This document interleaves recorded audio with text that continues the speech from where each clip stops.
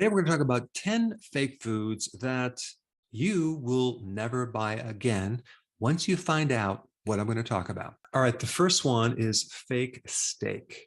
Now, what's interesting is certain restaurants, caterers use pieces of meat that have been glued together with something called meat glue. And that glue is called transglutaminase. Now, a couple problems with this glue. They have to rehandle the meat, so there's increased risk of adding more bacteria to the meat. And they don't have to actually tell you the process of how they make this glue.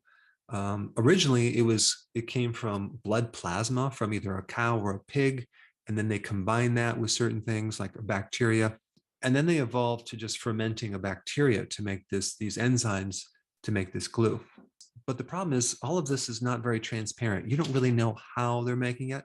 Eating anywhere where there's bulk filet mignon, you might want to ask them if they use meat glue. All right, number two, Parmesan cheese. Now, unfortunately, most Parmesan cheese doesn't come from Parma, Italy, which I could just imagine having that authentic Parmesan cheese from that city is just amazing. But unfortunately, especially in the US, you're going to get a different version of that cheese that is made with different ingredients. It's usually a mixture of cheap cheeses like cheddar cheese or powdered mozzarella cheese with added cellulose and a mold inhibitor. And what's even worse is the FDA makes it legal to sell this fake Parmesan cheese. And that is because the cellulose is from natural sources. It's from wood pulp, is between 4 to 20%. So that's like 1/5 of the product is wood.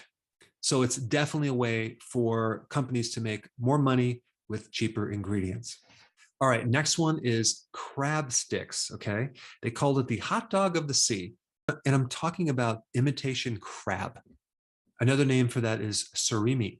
And they take like random fish flesh or fish leftovers. And of course, they add some starch, whether it's from potato, wheat, corn, tapioca, and they mix that in there as well with some MSG to add as a flavor enhancer. And then they have to add crab flavoring because it doesn't taste like crab. And then some protein, but that protein is either an egg white protein, soy protein, and they put some sugar in it, sorbitol, and some soy oil or other vegetable oils.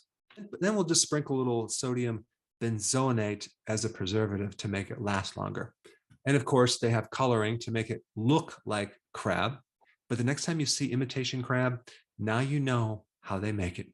All right, next one on the list is fake tuna. And I'm talking like the pre-cooked canned tuna or even packaged tuna. One company that did some investigation into this found that 21% of the companies they found did not contain actual tuna. It was actually mislabeled. So instead of having tuna, they had some other fish called escula. Escula is known as butterfish or oilfish, and it was banned in Japan from 1977 because they said it was too toxic. And they even have a name for it. It's called X-lax fish because of the side effect, diarrhea or anal leakage. So if you see your tuna like extremely white, like an opaque white, it's not tuna. All right, next one on the list, extra virgin olive oil. And I've done a video just on this topic, but 80% of extra virgin olive oil is not extra virgin. Extra virgin means it's processed very quickly. It's cold pressed. It's a much more high quality process. So you have more antioxidants. And when you consume it, it has a completely different taste and smell. It has a fresh smell and kind of a taste that gives you a little tickle in the back of your throat. And so you know it contains some of the phytonutrients that you need. But it has that fresh grass type taste that is very different than the fake stuff, which is just bland. In fact, I didn't even know what real olive oil tastes like until I went to Italy. But as soon as I found out, now I can identify fake olive oil just by a simple smell test. And about 80% of the extra virgin olive oil is not extra virgin. They add sometimes canola or just a blend of other oils. So it's rancid, it's cooked, it's heated, it doesn't have the phytonutrients. All right, next one, it's maple syrup. Much of the maple syrup that you buy is either made from dark brown sugar or refined white sugar with maple syrup flavoring and artificial colorings. And some of it's even made with high fructose corn syrup. And of course, because these ingredients don't have the natural antioxidants as a preservative, they have to add preservatives like sodium benzoate and ascorbic acid to prevent this syrup from spoiling. Next one on the list is truffle oil. Truffle oil comes from a very expensive mushroom. And so what they do is they found a flavoring molecule to make some other materials taste like truffle oil. And they use this in restaurants a lot. It's a way to save money because the actual oil is very expensive. All right, next one is the powdered instant coffee. Some of the blended ingredients include cereal, caramel, starch, malt, and figs.